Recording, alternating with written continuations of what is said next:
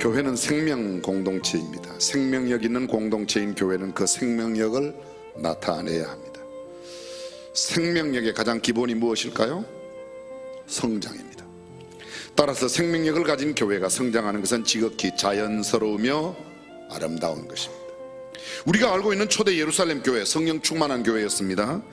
하나님을 찬미하고 온 백성에게 칭송을 받는 그런 공동체였습니다. 은혜가 넘치는 교회, 날마다 믿는 자의 수가 되어갔던 교회였습니다. 그런데 그러한 교회에 박해가 있었습니다. 박해하는 사람들은 제사장들, 성전 맡은 자들, 레위인이죠, 사두개인들, 대제사장, 또 그와 함께한 사람들에게 온갖 박해와 핍박을 다 받았던 교회입니다. 그런데 그 교회는 성장했습니다. 그리고 6장 1절 다시 말합니다. 그때에 가르치는 것과 전도하는 일을 쉼없이 계속할 때에 제자의 수가 많아졌다는 겁니다. 그런데 숫자가 불어나면서 성장하면서 사랑과 관심에서 벗어나는 소외계층이 생겨났습니다.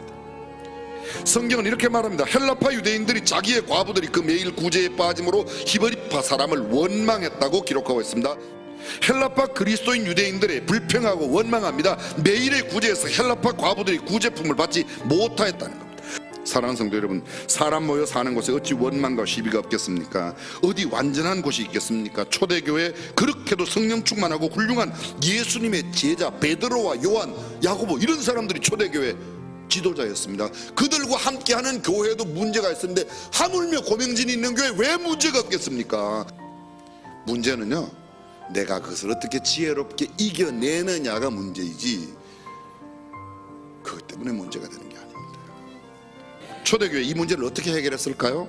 신앙의 질서를 첫 번째로 보면요, 12사도가 우선권을 정했습니다. 우리는 말씀 전하고 기도하는 일을 전무하리라. 그리고 이 공교하는 일은 다른 사람들에게 맡기겠다는 겁니다. 말씀 전하는 것은 중요하고 구제와 배급은 덜 중요하다, 그런 개념이 아닙니다. 복음 전하는 것, 기도하는 일에 우리 전념하고 그 중요한 일, 나누어 주는 일은 다른 봉사자를 세운다는 겁니다. 이것이 교회의 질서입니다. 이것이 신앙의 지혜입니다. 두 번째 해결 방법은요, 문제의 당사자들에게 문제 해결을 맡겼다는 겁니다.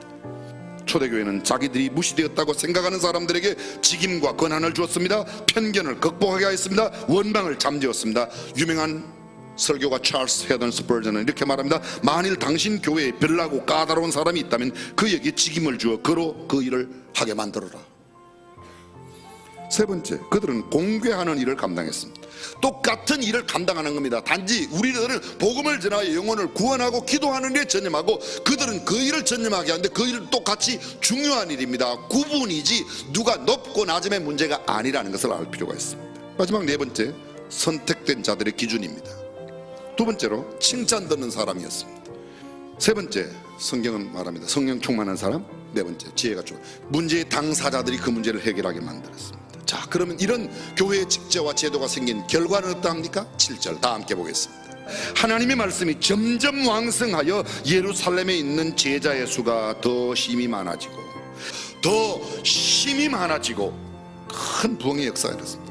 허다한 제사장의 무리도 이 도에 모여 예수 그리스도에게로 돌아왔다는 것. 박해하던 그들마저도 교회 안으로 들어왔습니다. 교회 내의 어려운 문제를 해결하는 그 방법을 보면서 놀라운 역사가 일어났습니다. 사랑하는 성도 여러분, 교회는 크기보다 더 중요한 것은 성경적 건강성인 줄로 믿습니다. 우리 교회가 이 아름다운 교회처럼 성령 충만했던 이런 교회처럼 될 수 있기를 주님의 이름으로 축원합니다.